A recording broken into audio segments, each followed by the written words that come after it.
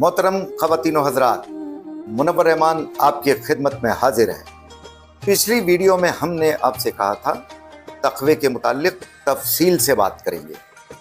तक़वे का असल मकसद इंसान को गुनाहों से दूर करना है और अल्लाह से करीब करना है।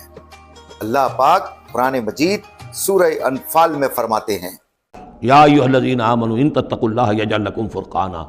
अहले ईमान, अगर तुम अल्लाह के तक़वा पर बरकरार रहोगे, तुम्हारे लिए फ़ुरक़ान, एक के बाद दूसरी फ़ुरक़ान आती रहेगी।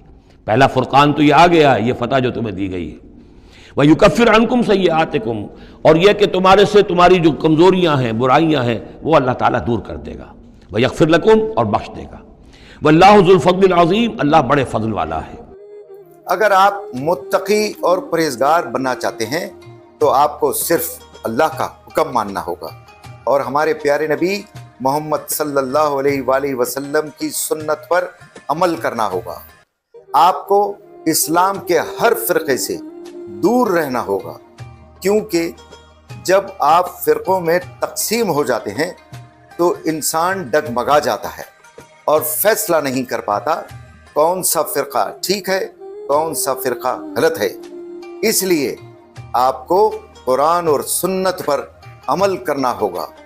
अगर हम मिसालों से समझें तो तक़वा ऐसे है जैसे कोई शख्स कांटों भरे रास्ते से गुजरे और अपने कपड़ों को बचाने के लिए मोहतात चले ताकि कोई कांटा ना चुभे। इस तरह मुत्तकी इंसान दुनिया में ज़िंदगी गुजारते हुए हर गुनाह और हर बुराई से खुद को बचाने की कोशिश करे।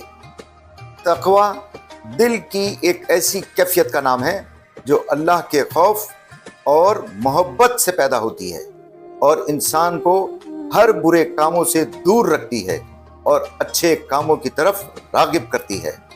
अल्लाह ताला हमें और आपको अल्लाह का हुक्म मानने और हुज़ूर पाक मोहम्मद सल्लल्लाहु अलैहि वसल्लम की सुन्नत पर अमल करने की हिदायत फरमाए।